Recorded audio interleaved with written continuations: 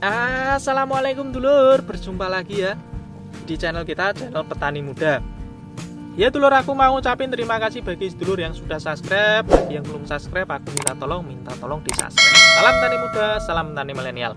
Ya, kita langsung masuk dalam pembahasan. Kita mau membahas tentang apa? Ya, pembahasan kali ini adalah pembahasan tentang gimana supaya produktivitas dari tanaman padi kita itu bisa meningkat. Nah, karena apa?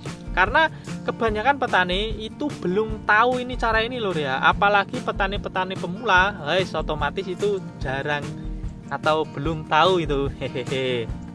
Itu gini lho ya. Pada saat pengisian bulir itu kebanyakan petani itu sudah tidak melakukan penyepraian ataupun pemupukan pada tanaman padi. Paling-paling mereka itu kebanyakan cuma ngecek lahan ada serangan hama atau tidak, ataupun serangan jamur atau bakteri atau tidak. Kalau sekiranya itu tidak ada, nah itu biasanya diemprehkan atau disepelekan, tidak dilakukan penyepraian ataupun pemupukan. Padahal apa? Padahal pada saat pengisian bulir kayak gini, kalau kita bisa memaksimalkan hasilnya, itu nanti kita bisa mendapatkan kisaran 30% maksimalnya ya, hasil yang akan kita dapatkan. Kalau kita bisa memaksimalkannya, bisa menambah 30%, otomatis apa? Hasil produktivitas kita kan bisa meningkat loh ya. Nah, jadi ini tuh apa itu masa-masa krusial atau masa-masa yang perlu diperhatikan dan perlu dimanfaatkan gitu. Nah, terus gimana supaya kita bisa memanfaatkan atau bisa memaksimalkan dari hasil produktivitas tanaman padi yang kita tanam? Itu gini loh ya. Pada saat masa pengisian bulir, itu kebutuhan nutrisinya itu apa yang paling banyak dibutuhkan? Nah, paling banyak dibutuhkan adalah kandungan kalium. Kalium ini adalah yang bertujuan atau berfokus pada pengisian bulirnya itu sendiri agar nanti bisa bernas sampai pangkalnya. Tapi di sini tidak kalah pentingnya, pada saat pengisian bulir itu kebutuhan nitrogen itu tetap dibutuhkan loh ya, jangan sampai kelewat. Karena apa?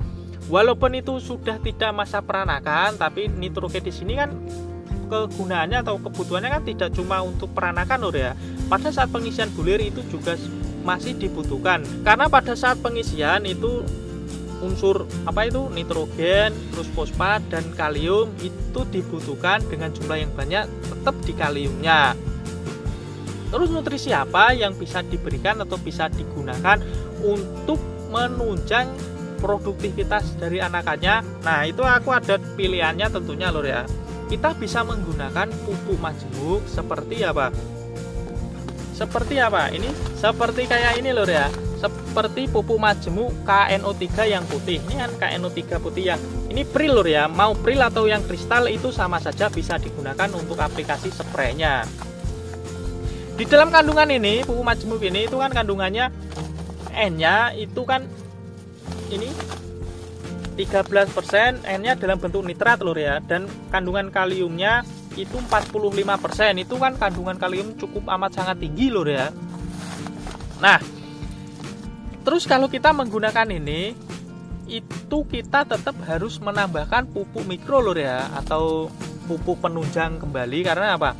Pupuk mikro ini walaupun itu kecil dibutuhkan tanaman, tapi kalau kita tidak memberikannya itu ya nanti tanamannya ya kurang bagus atau kurang sehat lor ya. Dan itu juga bisa mempengaruhi proses pengisian bulirnya itu sendiri. Untuk pupuk mikronya ya bebas loh ya untuk penambahannya itu loh. Nah, untuk apa itu merek dagang sebenarnya tidak harus ini loh ya, tidak harus KNO3 putih yang pril, atau bisa menggunakan produk dari Merauke ataupun bisa menggunakan pupuk KCL. Itu kan pupuk-pupuk dengan tinggi kalium. Kalau kita sendiri di sini dalam penunjang pengisiannya atau untuk pelengkapnya itu kita menggunakan ini loh ya, menggunakan asam amino super. Karena dari awal kita sudah menggunakan asam amino super ini, itu nanti pengisian dalam pengisiannya itu kita tetap menambahkan ini asam amino super. Ini kalau kita menggunakan ini pupuk apa itu penpril, itu kalau dikombikan dengan ini asam amino super itu ada apa ya, dosisnya tersendiri lur ya. Kalau pengen di dosis tinggi asam aminonya kisaran 50 mili untuk tangki 16 liter, itu untuk ini pupuk kaenoprilnya itu kisaran 1 sendok saja. Sendok makan itu ya full lur ya. Terus kalau pengen yang ininya ditinggikan, itu kita bisa menggunakan 3 sendok full.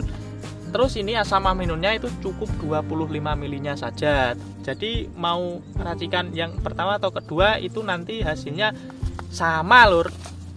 Nah, dan tidak kalah pentingnya juga pada saat pengisian bulir itu kita juga harus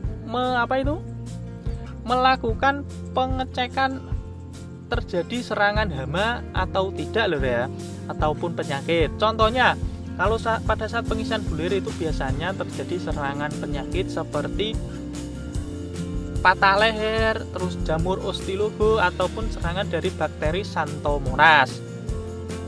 Terus kalau ada kayak gitu, atau lebih baiknya ini lur ya, kita melakukan pencegahan. Untuk melakukan pencegahan kita bisa menggunakan menggunakan fungisida yang berbahan aktif difeconazole seperti ini lur. Nih, aku menggunakan ini Sorento.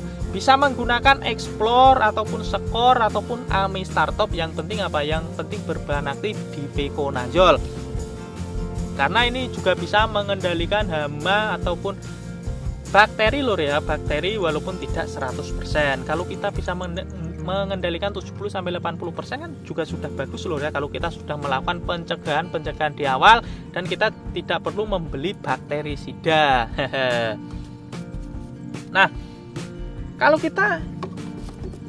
Ini tadi lur ya, racikannya cuma kita mengandalkan ini tadi nutrisi. Yang penting adalah nutrisi untuk penunjang atau penambah agar nanti pengisian bulirnya itu bisa cepat terisi dan tentunya bisa bernas dan berbobot tentu gabah yang dihasilkan.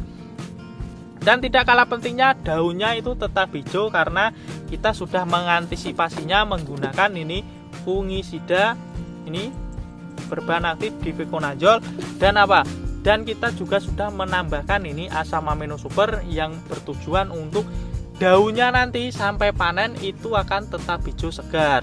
Walaupun itu gabahnya itu sudah kuning sering atau sudah tua ya, itu nanti insya Allah tanamannya masih tetap hijau.